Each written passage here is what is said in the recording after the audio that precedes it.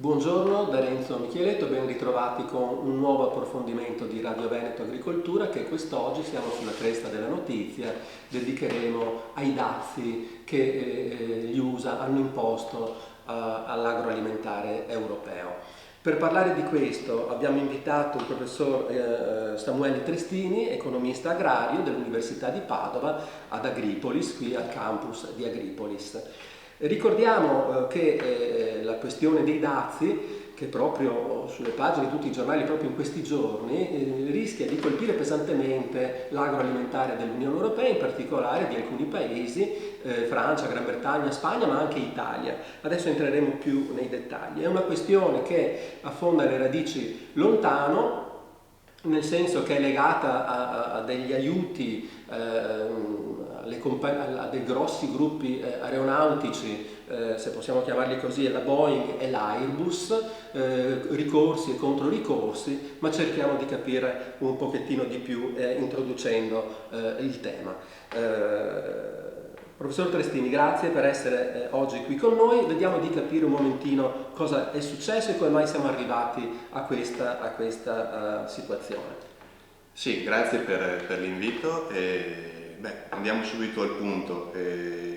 La questione delle sanzioni che sono state accordate a carico dell'Unione Europea sono frutto di un percorso legittimo a livello internazionale che coinvolge l'Organizzazione Mondiale del Commercio come arbitro delle dispute sui mercati internazionali, che ad oggi ha condannato l'Unione Europea per degli aiuti dati alla compagnia al consorzio Airbus per lo sviluppo di una serie di aerei, di modelli di aerei. Contenzioso che riguarderà anche a carico della Boeing, che non è stata diversa in questo senso, è stata anch'essa sostenuta dal mercato americano, ma al momento la condanna è a carico della Airbus. E il panel dell'Organizzazione Mondiale del Commercio ha autorizzato, per i danni causati da questi aiuti, ha autorizzato gli Stati Uniti a imporre a carico dell'Unione Europea sanzioni tramite dazi alle importazioni per importo pari a 7,5 miliardi di dollari all'anno. Ecco, e quindi qui arriviamo al punto, perché dentro a questi 7,5 miliardi di euro c'è, o di dollari, c'è anche l'agroalimentare, e oggi parleremo proprio di questo, perché a colpire questi dazi e quindi a risentirne, dove ci saranno poi delle ricadute, sarà proprio il settore agricolo e agroalimentare europeo. Perché? Cosa rischiamo? Il passaggio, l'autorizzazione del WTO, dell'Organizzazione Mondiale del Commercio, dà libertà agli Stati Uniti in questo caso di tassare qualunque merce di importazione. Lo svantaggio è che, sebbene il consorzio Airbus non coinvolga l'Italia, gli Stati Uniti abbiano deciso comunque di tassare anche le importazioni di prodotti agroalimentari, quindi un settore diverso, proveniente anche dall'Italia.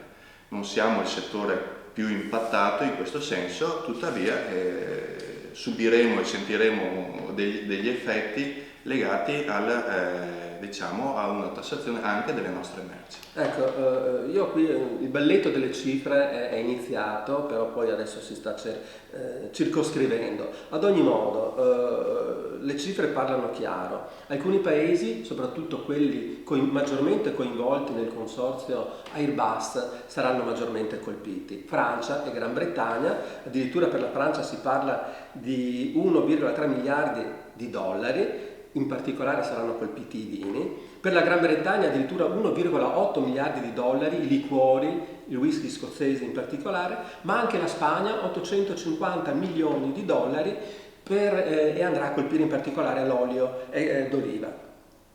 Per l'Italia invece saranno i formaggi, sarà il settore lattiero-caseario quello maggiormente colpito, e non solo. Vediamo di capirne di più. Allora, gli Stati Uniti hanno stilato una lista sostanzialmente di prodotti, definendo i codici doganali di importazione. La lista è molto lunga e anche piuttosto complessa da leggere, sì, potremmo definirla una blacklist, dal quale noi possiamo estrapolare alcuni elementi chiavi di sintesi, perché farne un dettaglio qui non sarebbe troppo lungo.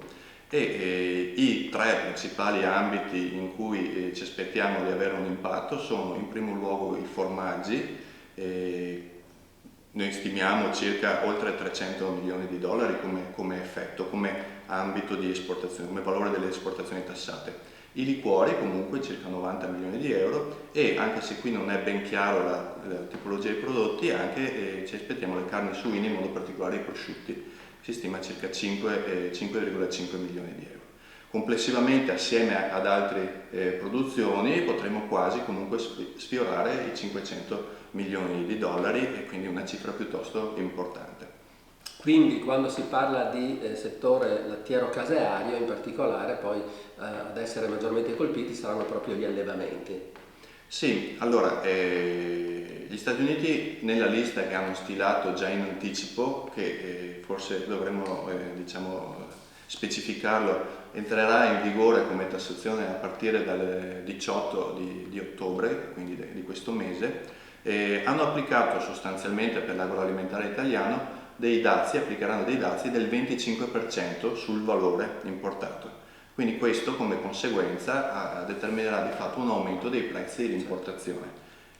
Questo aumento di prezzi di importazione si trasmetterà poi lungo la filiera interna delle produzioni dei prodotti lattiero-caseari importati negli Stati Uniti, e porteranno a un aumento dei prezzi finali del prodotto, con conseguente, adesso qui facciamo un po' di scuola, con conseguente riduzione della domanda, e questo sarà ciò che preoccupa maggiormente noi. Però Samuele, noi sappiamo anche che il governo USA ha pensato bene dal suo punto di vista, no, di poter modificare i livelli di tariffazione e anche gli stessi prodotti, no, quindi spostando o togliendo alcuni prodotti. Questo ovviamente potrebbe creare una grande confusione e soprattutto anche come dire, mettere in difficoltà chi dovrà investire negli Stati Uniti. Certo, questa era una strategia che era già stata utilizzata in passato dagli Stati Uniti, quando come Europa eravamo multati, quindi tassate le nostre importazioni, le nostre esportazioni verso gli Stati Uniti, a seguito del blocco che imponevamo sulle carni bovine trattate con gli ormoni.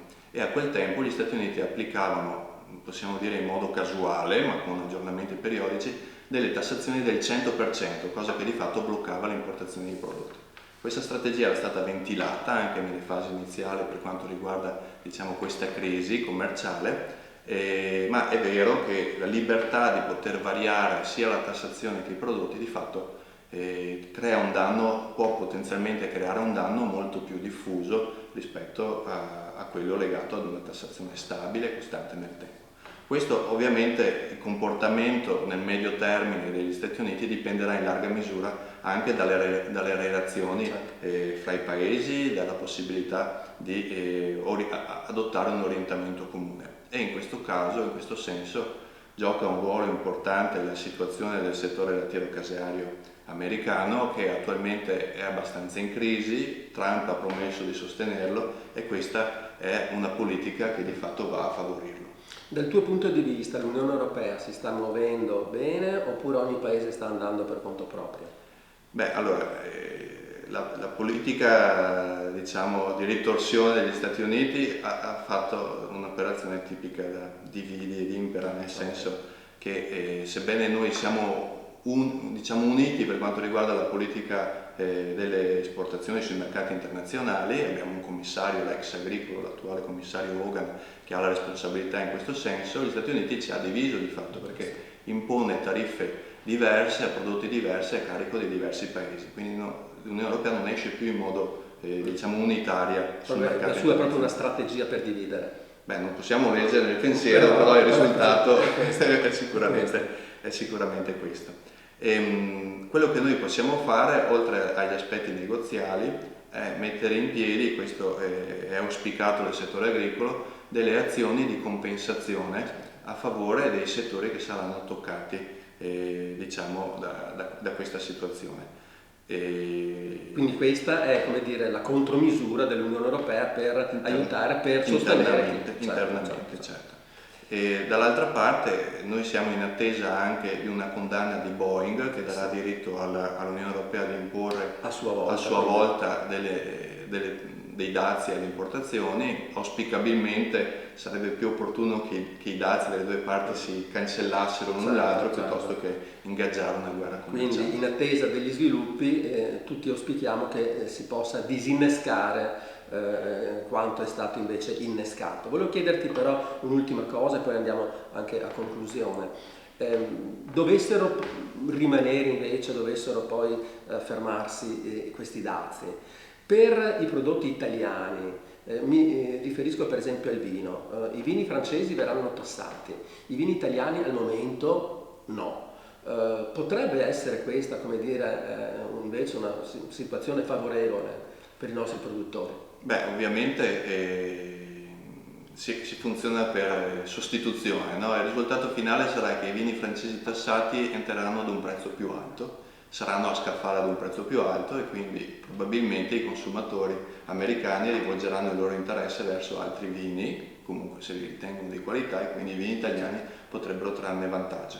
Dall'altra parte ci saranno i formaggi francesi e non dimentichiamo anche quelli tedeschi, anche se i marchi per noi non sono così importanti, ma i tedeschi sono fra i principali esportatori di formaggi nel mondo, che potranno trarre vantaggio del fatto che i nostri prodotti sono stati tassati.